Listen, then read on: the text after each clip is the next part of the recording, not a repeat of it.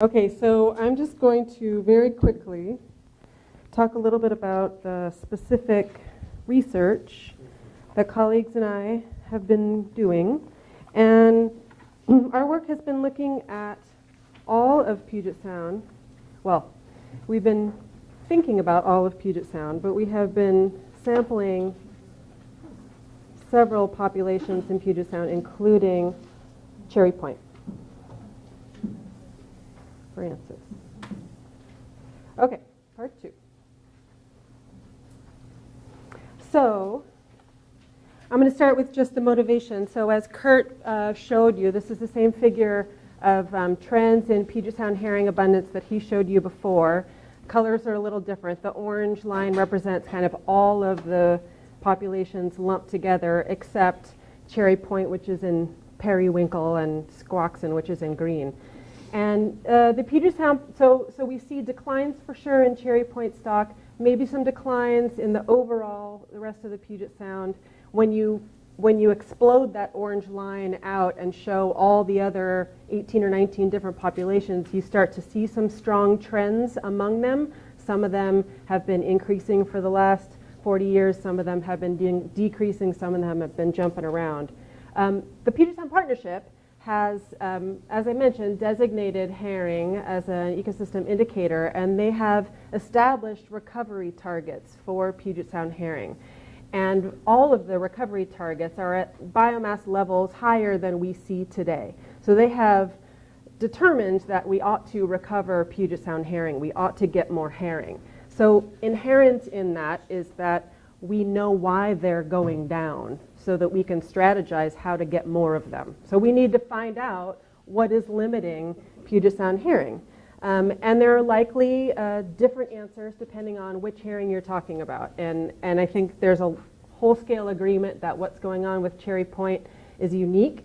It may be related to what's going on with the rest of Puget Sound, but it certainly there's definitely something different going on. But at the Puget Sound Institute, one of our tasks is to provide scientific support for the adaptive management part of Puget Sound recovery. So we've set some recovery targets. Let's do some science to figure out what the best strategies ought to be. So we've been focusing on some of the hypotheses about why, what is limiting herring in Puget Sound. And when I started at Puget Sound Institute, one of the leading hypotheses was related to changes in herring spawning habitat. So these are, this is just a pie chart that I think I ripped off of the Puget Sound Partnership website. But one of the trends that's been observed is a decline in eelgrass abundance and extent in some areas of Puget Sound. So what this pie chart shows you is that overall, mostly around Puget Sound, eelgrass is doing fine. But in beds where there are changes over the last few years when we have good data, so these are DNR data, there are more areas where eelgrass is declining than there are areas where eelgrass is increasing. So this has resulted in a whole big effort to recover eelgrass, to find areas where we can support restoration of eelgrass, and a suggestion that perhaps if we could recover eelgrass, we might also, as a beneficial side benefit, also recover herring. So that's led us to ask the question, does the road to recovery for herring really lead through eelgrass? Because the assumption there is that eelgrass is prime quality spawning habitat for herring, and that herring are limited by spawning habitat. So two things. There's not enough spawning habitat for herring, and the only spawning habitat that will work for them is eelgrass. Those are two suggestions in that strategy. What we know is that around Puget Sound, herring certainly spawn on eelgrass. They also spawn on a whole suite of other species, brown algae, red algae, invasive species in some cases. So we know that they use lots of substrate beyond eelgrass. We also know that around Puget Sound, these different vegetation types occur in different mixtures. In some places, where herring spawn, there's only eelgrass. And yeah, they spawn on eelgrass. In some places, like in Hood Canal at Quilcene Bay, eelgrass is mixed with sargassum, this invasive brown algae. Our observation tells us that the herring actually fill up the sargassum first and only kind of later use the eelgrass. So there's some real questions about whether eelgrass is kind of the silver bullet for herring. And so we've been doing some research looking at egg survival and hatch success on different substrates around Puget Sound at different sites, trying to answer the question, which spawning habitat is the highest quality for herring, and are herring in fact limited by the availability of this high quality habitat? So we've conducted this research at 5 different sites around Puget Sound, including Cherry Point, but also Holmes Harbor, Port Orchard, Port Madison, Quilcene Bay and Hood Canal, and then we got 1 year of sampling at Elliott Bay. That was awesome. We looked into that. And what we're measuring, as I mentioned, is what we're calling egg loss on spawning habitat, which is the inverse of hatch success. So herring spawn on, spawn day 1, and then eggs hatch on day 14. But not every egg that's spawned survives and produces a larvae. So that difference between the eggs that were there on day 1 and the eggs that are there on day 14, that's egg loss, okay? And then we're also taking eggs that we've collected out in the field and bringing them back to the lab and incubating them under the same seawater and environmental conditions to look at whether there are some sort of intrinsic, genetic, or otherwise population-specific mortality rates. Maybe it's just that the Cherry Point stock are just kind of weak and they're just poor survivors. And so, we need to take that into account when we're assessing this habitat quality issue.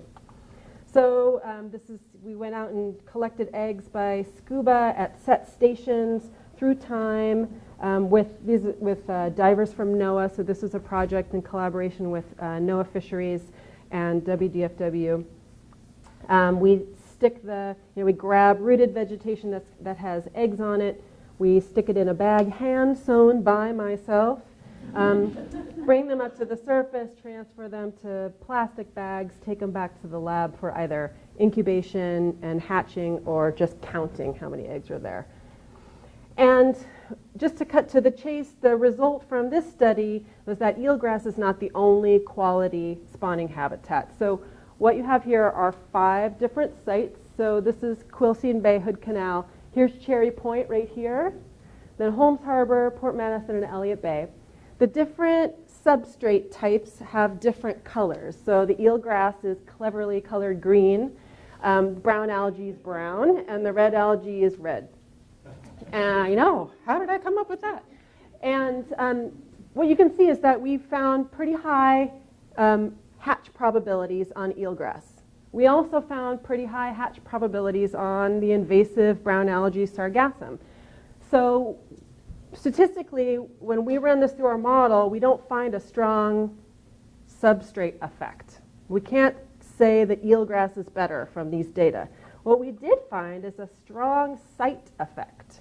So what we can say with confidence is that your probability of surviving to a larval fish is higher in Hood Canal than it is at Cherry Point or at Port Madison.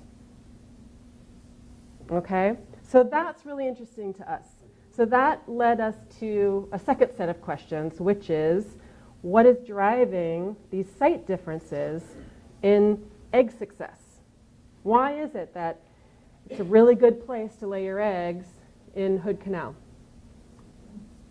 So we use these data to just kind of explore some preliminary hypotheses. So here what I've got now is kind of a summary for each site is what each symbol is a site, and Cherry Point is in pink. And using the data that we collected, we just sort of did some quick relationships with some of the sort of standard drivers of standard land-based, so what am I trying to say? Variables related to human use on the terrestrial landscape. So we found sort of a suggestion of a relationship between the proportion of the shoreline that's armored and your hatch success.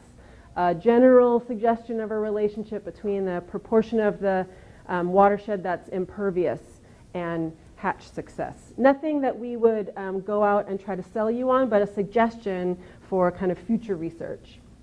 Excuse me. Yeah.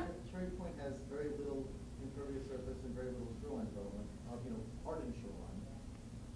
So how is that how does that help explain? Well, I mean, what I'm showing you is that Cherry Point has the proportion impervious is low at Cherry Point, right? But as you get increase in impervious surface, you get a lower probability of hatch. I thought Cherry Point had a lower probability of hatch. So that's compared. Where's the canal versus South Puget Sound? Versus South Puget Sound? Or whatever the other Port Orchard. So Port Madison, Port Orchard is this one right here. So that way. So this is more eggs are hatching. This is fewer eggs are hatching. This is low impervious surface, high impervious surface. Tessa, I think we should probably point out that the Cherry Point samples were spawning activity actually closer to Birch Point. Is that Yep. correct? Yeah. Yep. You say Birch Point rather than Cherry Point then. My impression was Cherry Point should change. Yeah. Cherry Point stock, but the spawning in the last several years, the vast majority is effectively, it's the Birch Point stock currently. Yeah, right. It's all migrated up north, right? But I mean, this is smack dab in the middle of where in these years we saw the most spawning up Yeah. there. Yeah. Okay. Yeah. Yeah. The other thing I would think is true, and I'm not positive where their actual outfall is, because when we saw it, the Citizens Committee does intertidal work in Tulsa, and our host gave us a tour of their site, and part of that is that they collect their stormwater and mix it with their clean processed water, and that then goes out. So that's like a totally confounding bit of water compared to city street. Is how you compare one to X to Y is pretty difficult. Agreed. I think if you were going to really try to make a connection between water quality and egg hatch success, you would want to directly measure the water quality, for sure. That's why I'm saying these are suggestions of relationships that to drive further research. Okay. I'm not coming here saying it's water quality. Yeah. Yeah, I'm just saying it's not impervious surface. That's driving the water quality. Well, that you can't measure something collected in that strange way and compare it to a typical percentage. Muscle watch. Yeah. Yeah. I know I did it before, but let's try to hold questions, because that way I can carry the microphone over to you and it can get captured on the video, so Okay. people at home can also be aware of what's going on. Sure. No, thanks. And we can talk more about the usefulness of some of these covariates later. I'm totally happy to talk about that. So we observed these site differences, and we were curious about what might be driving them. Again, we didn't do any specific study behind these relationships. We just kind of used the existing data and said, well, what if we just kind of look at differences among sites based on the study we've already did. What we then did, though, is repeated the study in the second year, but this time controlling for one of the factors that we thought was potentially driving the differences in egg hatch rates, and that is predators. So as I've spent a lot of time talking about, when you go to a herring spawning site, you cannot ignore the fact that everybody is there to eat the fish and eat the eggs, and they're really good at it. They're really good at finding the eggs, they're really good at finding the fish. And when we would return at the end of the incubation period back to the same site, we would observe very few eggs left to hatch. Okay, and it's just very difficult to ignore the predator-prey relationship there. So what we did is we went out and we actually excluded predators from half of the sites. We dropped big giant sablefish traps on top of eggs, and we collected eggs inside and outside of the cage at the beginning and the end of spawning, and compared the differences between egg loss rates inside and outside of a cage. And we haven't had the opportunity to run them through the model yet, so I'm just going to show you sort of embarrassing summary statistics. with weird colors. But, and now I'll draw your attention to the cherry point data, which are that kind of reddish coral color. So on this side, so these are two clumps of data, and they're staggered simply so that you can see them, so that they're not stacked right on top of each other. So the distance in the x direction doesn't matter at all. The difference in the y direction does matter. So this is proportion of eggs lost. So 1.0 means all of the eggs were gone at the end of the experimental treatment. With a cage. -1 means we gained eggs during the, during the incubation period. So obviously we had repeat spawn events, which is common because these have not been standardized for age. But if you look at the cherry point data, what you would expect if the predators are really eating all the eggs, you would expect all these dots on the cage side to be shoved up against 1, right? So 100% of the eggs have been eaten outside of the cage. If there's no predator effect, or if the predators are the only effect, right? If the only reason you lose eggs between when they're spawned and when they hatch is owing to predators, you would expect all the ones inside the cage to be at 0, right? No eggs were lost. They were protected inside the cage. Okay? We don't have either one of those, right? We have what appears to be some predator effect. But if I can highlight the cherry point pattern, outside of the cage, almost no eggs survived to hatching in this year. Whereas inside the cage, we did have sometimes almost 50% of the eggs surviving to hatching. Okay? So excluding egg predators seem to increase the probability of survival for eggs at cherry point.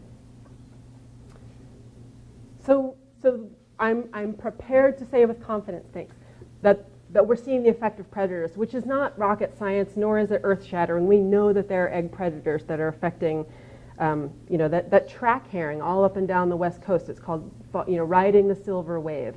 We are not the first ones to document this, but we are interested in understanding, the relative effect of predators across Puget Sound. And that's interesting to me, not just in thinking about the eggs, but in thinking about the adults too. Some research has shown that the closer rockfish are to seal haul-out sites, the higher the risk of depletion of those rockfish stocks. And there may be that same relationship for adult herring. The herring stocks, the spawning sites that are close to seal haul-out sites are potentially more at risk for predation, concentrated predation by seals. And that's work that I'm interested in pursuing. But these are by definition prey species that have evolved to withstand a tremendous predator pressure. It's only when they're brought down to their knees that predator pressure can exterminate them. So one thing that's been happening with some of these predators, the bird thing is different, but the seal thing, seals have not been staying at an even population. They've been increasing exponentially. And so in a situation where you have a prey species that is status quo, but a predator species that's increasing exponentially, there's a potential that you may alter those natural dynamics. Now I will say that there used to be more herring and more salmon, and at some point in time, a lot of seals and sea lions. There is, some way in which predators prey exist. But we've likely changed the baseline for where that sort of natural balance is going to sit. But I don't think there's any more predators at Cherry Point than there are anyplace else to account for the selective decline. Well, that's what I don't know. I mean, the Cherry Point herring also leave, and they become subject to predation outside of Puget Sound. So some of this. Yeah. Well, I mean, we can debate that, but the best evidence we have is that the Cherry Point herring leave Puget Sound. Okay. Yeah, it's the best evidence we have. It's not. Yeah, based on one scale sample, correct. That's a little out of context. Okay. So the last thing I will say, the last topic I will bring up is some research that we are doing to look at historical changes in spawning habitat across Puget Sound. So it may be that even if we resolve this sort of quality question, which type of spawning substrate produces the most larvae per square inch? We're interested in knowing what is the total availability of that spawning substrate and how has it changed through time. And so what we're doing is we're taking Kurt's team's data that they collect when they do their rake surveys. They process the egg samples, but they also record really fine scale information about the spawning substrate that's at the herring spawning sites. And nobody has had the opportunity to use those data yet. They've been sitting in notebooks on a bookshelf. So we've spent the last year digitizing those data, and we're now close to being in a position where we can describe fine scale changes in spawning habitat for the last 40 years. We have some preliminary results based on the last, I think it's 6 or 7 years of data. And what I'm showing you here are 3 of the dominant species of spawning habitat: eelgrass, sargassum, which is this invasive brown algae, and red branched algae for 4 different sites. So Cherry Point, which is on the far right, Port Madison, Quilcene Bay, and Holmes Harbor. And when you look at the top graphs, we have on the y-axis observed occurrence, and on the x-axis expected occurrence. And the occurrence is herring eggs on vegetation. So based on the composition of the vegetation that's at a spawning site, let's say it's 50% eelgrass and 50% sargassum. If herring are using them in the proportion that they are available, you would expect 50% of the eggs to be on the eelgrass, 50% to be on the sargassum. And that's that 1-to-1 line, where the observed use of a substrate matches the expected. If you have values above that line, it means that the herring are preferring or overusing that substrate. Anything under the 1-to-1 line is sort of an avoidance, or they're using it less than would be expected based on what's available. The only substrate where we see regular sort of preference, even though I know that's the wrong word, is this invasive brown algae sargassum. Not eelgrass, not really red branched algae. You can look at it in a different way, which is to say that this 0 line right here divides preference from avoidance for each of the sites for each of the substrate types. So at Cherry Point, the eelgrass seems to be not preferred, but the sargassum seems to be preferred, and the red algae seems to be not preferred. So this is based on the partial data set. Are you considering the structural, 3-dimensional structural composition of the substrate? In other words, sargassum is above eelgrass. So am I considering it in what terms? In terms of why the patterns? In terms of why we see the patterns? Yeah. Yeah, I mean, there's a whole lot of things that might be behind the why, and I think the structure is a huge one. I mean, they're totally different, right? And that's related to the patterns we see probably in predation, right? If you're a diving duck, it actually may be easier to grab a single strand of eelgrass and just take all the eggs off versus get a mouthful inside this really complex branched sargassum. So they may be just more protected on the sargassum. Yeah. We don't know why these patterns are here yet. It's just what we observe. Okay. So sorry, I said this is the last thing. But I wanted to show this because Kurt mentioned peak spawn date. So we've also been looking at using the WDFW data to look at changes in spawn timing, because there are a lot of reasons why if your spawn timing changes even a little bit, it might be important for larval survival most specifically. And what we've observed, so I'm just showing you, we've done this for all the sites, but what I'm showing you is that for Cherry Point, over the last several decades, we've seen that the herring are spawning on average 12 days later. 12 days later may not mean anything. We don't know yet, but it's a pattern that's interesting and that we're looking into. Speaking of which, have you considered the hypothesis out there that Randy Marshall came up with that herring that Cherry Point herring are adapted to utilizing the Fraser River freshet, which encourages the copepod blooms. They're adapted to taking advantage of that copepod bloom. Yeah. Yeah, yeah. I mean, the food availability thing, right, is the biggest reason why you would care about changes in spawn timing, especially if you're adapted to taking advantage of a particular resource that's being driven by different oceanographic conditions. Well, what's really interesting is that it's counterintuitive to me that it would be coming in later, because the freshet is a month earlier. Yeah. So that, any global warming, if it's temperature related or whatever, you'd almost expect them to be spawning earlier, not later. If they're being driven by the same thing, yeah. Okay. Yeah, you know what? I'll just be done. Yeah. You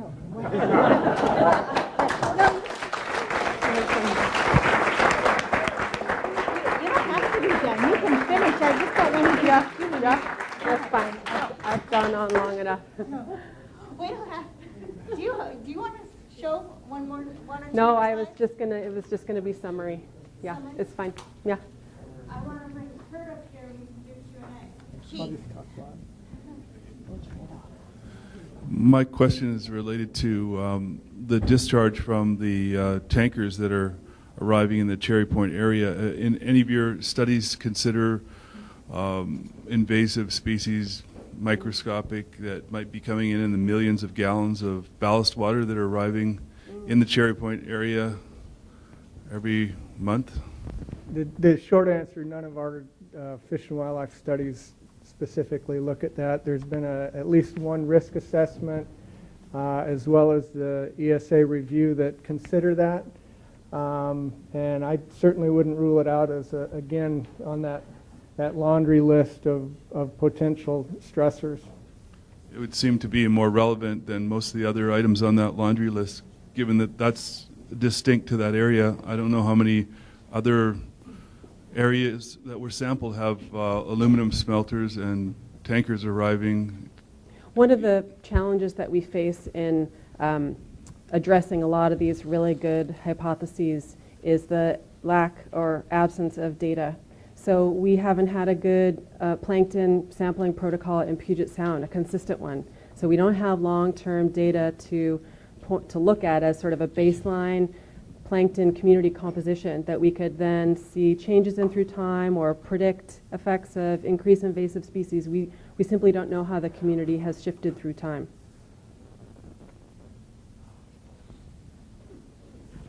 Regarding invasive species, just for your information, for the first time in my 20 years of beach walking out Cherry Point, I found invasive tunicates, by the way.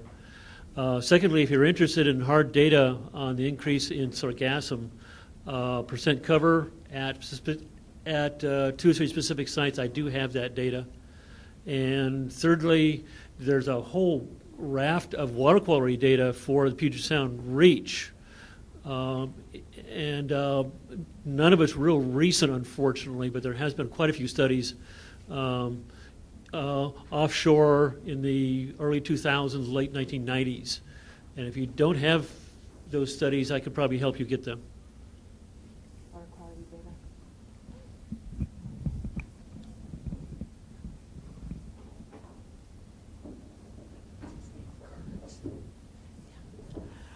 This relates primarily, I think, Kurt, to your images of the cyclical biomass numbers from 1900 to 2000. But the question is for both of you, given all the studies that are coming back that aren't able to find positive links between specific causes, and I realize you said it's probably going to be that all of these cumulative impacts are affecting the Cherry Point herring biomass, but that sure looks like a cyclical event in that in those tables you were showing us from 1900 to 2000. I'm not asking you to commit to anything because I know you don't have the science, but based on all your years of research, do you suspect that we're seeing something that is at least heavily influenced by a cycle in terms of the biomass? That's my suggestion, that we're quite possibly at a low phase of the cycle. The problem I see is that, particularly with human impact effects in particular, when we're down at that low phase, it's harder for the stars to align and have a few bonus years of survival and seeing fewer older fish. So I think it makes it more difficult for it to swing back up. Do you have any idea what was causing that big long-term general trend? Your hand drawn. Yeah, and you know what? That was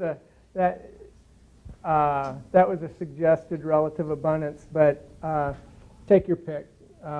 Temperature regimes, cold water, upwelling, predators. So no.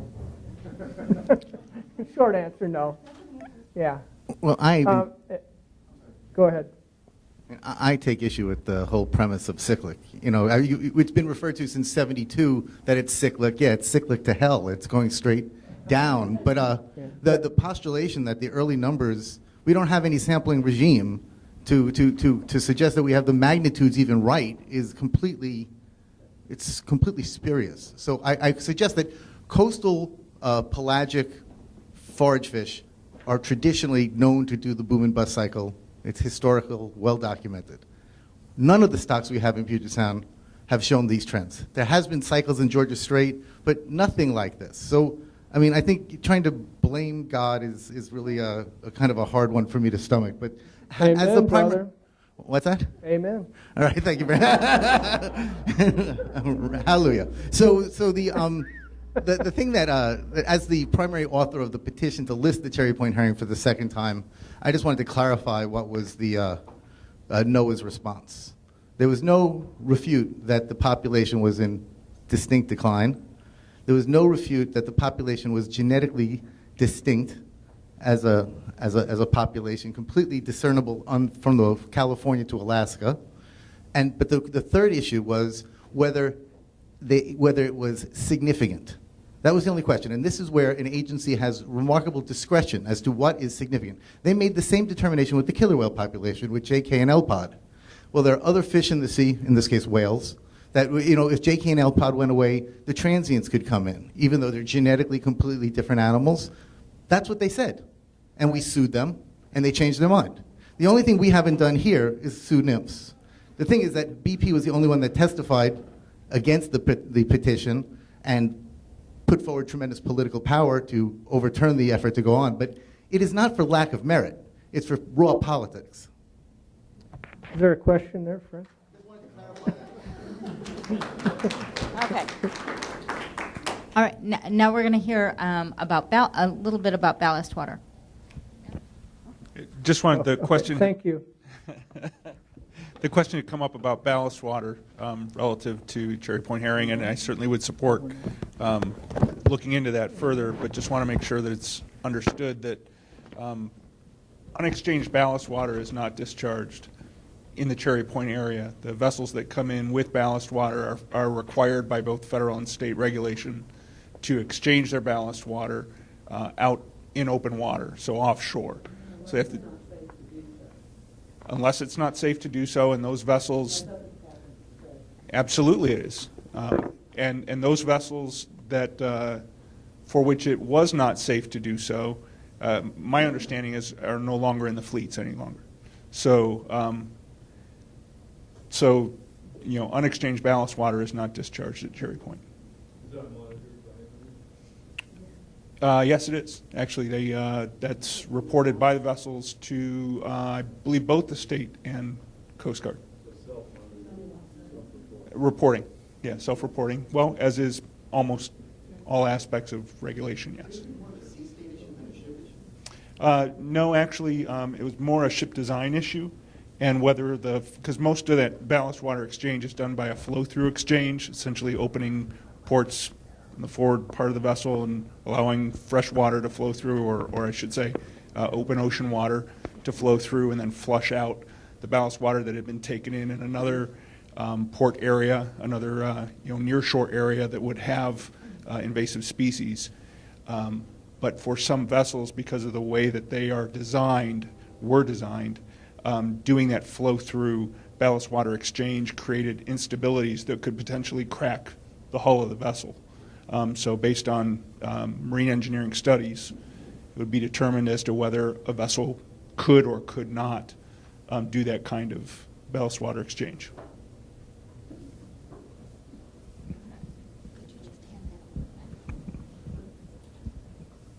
And I just have a quick question, and it might not have an answer, but if you have any hint or idea, one of the several or many citizen science projects we do occasionally that we're starting to pry into is on sea star wasting disease, and there might be potential for a huge change in the intertidal ecosystems, not just across the West Coast, but even at Cherry Point where we've documented it.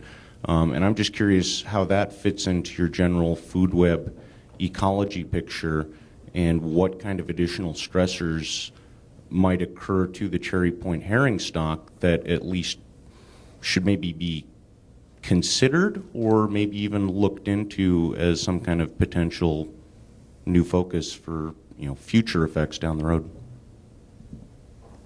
You're the ecologist. Did I mention that I'm a limnologist by training?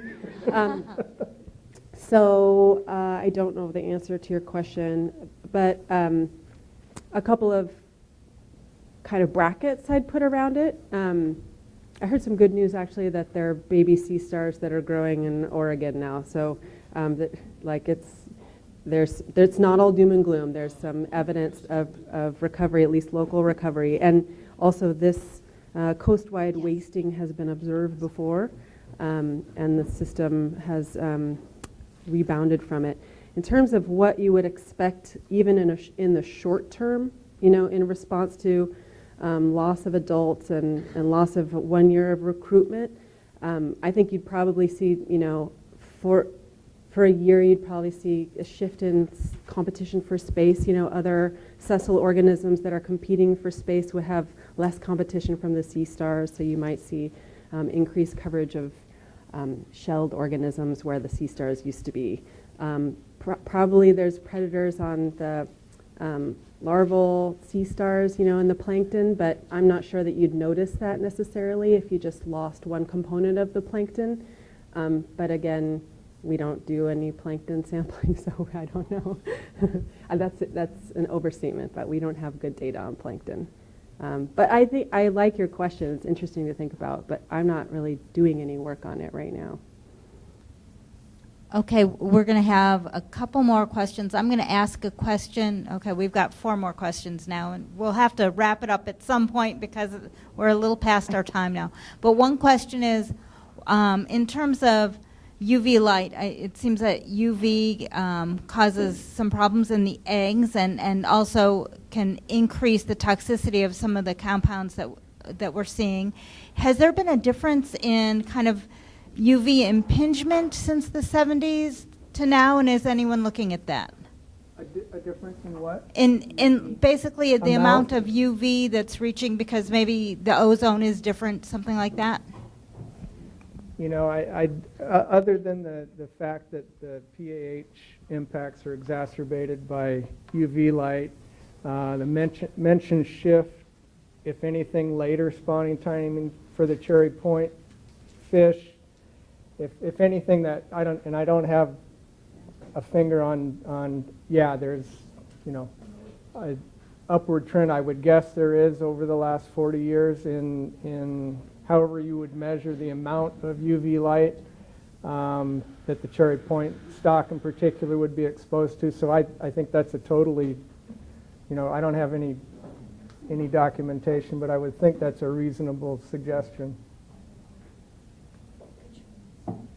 I'm just curious if you know why, if eelgrass is such an important spawning habitat for herring, do you know why they don't use Padilla Bay? Do you know why they don't spawn in there, since it contains like a quarter of the Sound's eelgrass? I don't know why. There's literally acres and acres and acres and acres of eelgrass and other vegetation that we have never found a herring egg deposited upon. And I don't know, if there's more to it than just the vegetation. And I don't know if over time it's been a trial and error situation where there's homing, if there's successful incubation and there's those fish survive and they home back to where they were hatched, if that's worked itself out over time. But the short answer is I don't know why Padilla Bay. It seems like a totally reasonable area for spawn deposition. Of course, I gotta qualify it. Other than initial looks in the 70s, exploratory surveys, we don't routinely sample there. Now there's a number of folks, I think, looking at other things in Padilla Bay that you would hope, if there was significant, or let alone significant spawning activity, someone would say, hey, there's herring spawning here, check it out. And I will point out, I'd be the first to admit that we don't find every egg deposited in Puget Sound. We were pretty swamped during that peak, the spawning period that we know about, and we go to the areas that we've previously documented spawn first. We try, whenever possible, if we get a credible report of activity, be it the best thing is egg in hand is okay, right on, we're there. The follow-up would be an apparent or possible whitewater event, milt in the water. The best thing tied with that is concentrations of birds and or mammals. So we try whenever possible to follow up, because the spawning areas used have changed even in my career. Areas use more or less, shifts, new areas. So it's a little bit of a moving target. So I wouldn't rule out that idea, but my short answer is I don't know why they don't seem to use Padilla Bay. Where from? Where do we have access to put them somewhere that they don't apparently? Yeah. Do we know anything about water temperatures effects on spawning success? Does ocean warming have anything to do with this? Well, in general, the short answer is that herring typically don't like warm water. So increasing water temperatures typically is not a good thing. They're fairly tolerant temperature-wise for incubation, but then you tie in the prey and predators tied up and down to ocean temperatures. So not a definite relationship as far as a causal high temperatures. That's why the cherry point stock has declined. Isn't there some evidence they're more tolerant? That they are? Yes. Yep. So presumably you would suspect they've evolved to be more temperature tolerant spawning that late. Marie, did you have a question before you went out? I did, and I had to catch somebody before they left. I just want to tell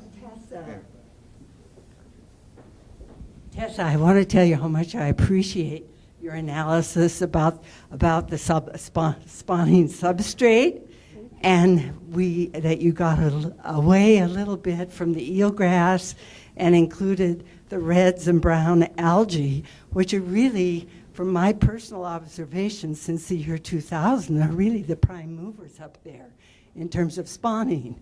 So thank you. You're welcome.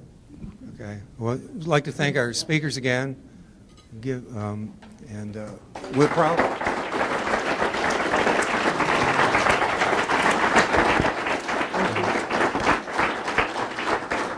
This is the second year we've had this forum, so I think based on the success today, our committee will try it again.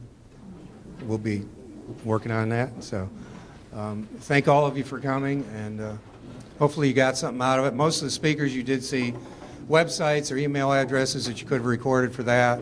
I'm sure they'd all be happy to correspond with you, and we are going to try, besides the video, try to get their individual PowerPoints posted. So.